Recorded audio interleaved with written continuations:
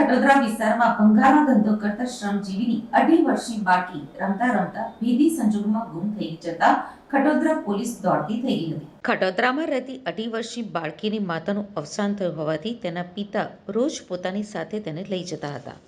ભંગારનો વેપાર કરતા પિતા સોમવારે 7 વાગ્યે સવારે દીકરીને લઈને ભંગારની લારી સાથે નીકળ્યા હતા.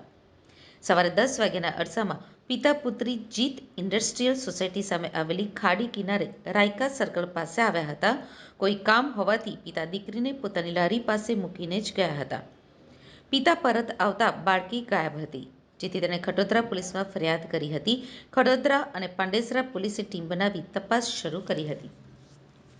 40 સીસીટીવી ચેક કર્યા પછી અને બાતમીદારોને કામે પણ લગાવ્યા હતા. પાંડેસરા પોલીસે બાળકી સાથે આરોપી વિક્રમ બડેલાલ યાદવને પકડી પાડ્યો હતો. પૂછપરછમાં વિક્રમે બાળકી પોતાની દીકરી જેવી લાગતા જ તેને લઈ ગયો હોવાની કબૂલાત કરી હતી. ખટોદરા પોલીસે ગુનો નોંધ્યો છે. જોકે પોલીસે સ્થાનિક વિસ્તારના 40થી વધુ અને શહેરના પોલીસના કમાન્ડ એન્ડ કંટ્રોલ રૂમના સીસીટીવી ફૂટેજના સર્વેલન્સના આધારે 5 કલાકમાં જ બાળકી સાથે અપહરણકર્તાને પોલીસે પકડી પાડ્યો હતો. અપહરણકાર બાળકીના પિતાનો પરિચિત નીકળ્યો હતો અને તેણે પોલીસને એવું કહ્યું કે દીકરી સમજીને આંગળી પકડીને લઈ આવ્યો છું. જોકે હાલ તો પોલીસે અપહરણકારની ધરપકડ કરીને આગળની કાર્યવાહી હાથ ધરી છે. उसकी बेटी 2.5 साल की उसके साथ में थी और सुबह 7 बजे से 10 बजे तक 10 बजे वो कहीं चला गया अपनी भंगार की लारी पे अपनी बेटी को छोड़ के, तो पीछे से बच्ची गायब हो गई. तो उसने खुद इधर उधर ढूंढा और उसके बाद में खटोदरा पुलिस स्टेशन में अप्रोच किया. खटोदरा पुलिस स्टेशन में सूचना मिलने के बाद में अलग अलग टीमें बना के आसपास के सीसीटीवी चेक करवाए. सारे बातमीदार हैं, लोकल जो लोग हैं, लोकल व्हाट्सएप ग्रुप है, उन सभी में बच्ची का फ़ोटो जो है वो शेयर किया गया. जो बच्ची को ले जाने वाला आरोपी था उसका फ़ोटो सीसीटीवी से लेके वो शेयर किया गया. तो टीम ने मेहनत करने के बाद में कंट्रोल रूम के सारे फुटेज चेक करने के बाद में बच्ची को पांडेसरा की हद से रिकवर किया गया.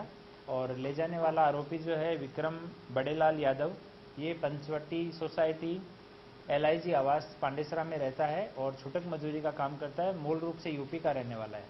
तो आरोपी को अभी कस्टडी में लिया है, बच्ची को रिकवर किया है और बच्ची को मेडिकल करवाने के लिए सिविल हॉस्पिटल में अभी रेफर किया है. सर, इसका अपहरण करने का कारण क्या था? अभी तक ऐसा कोई कारण नहीं सामने आया है. उसकी पूछताछ कर रहे हैं. आरोपी खुद भी, उसका ऑपरेशन हुआ है थोड़े दिन पहले सिविल हॉस्पिटल में और वहाँ से निकलने के बाद उसने इस क्राइम को अंजाम दिया. तो उसका मेडिकल करवा के बाद में उससे पूछताछ करेंगे. अगर कुछ रीजन इंटेंशन सामने आता है तो आपको इन्फॉर्म करेंगे. बैकग्राउंड है आरोपी का? नहीं, अभी तक कोई बैकग्राउंड सामने नहीं आया. सीसीटीवी सर निकाले गए?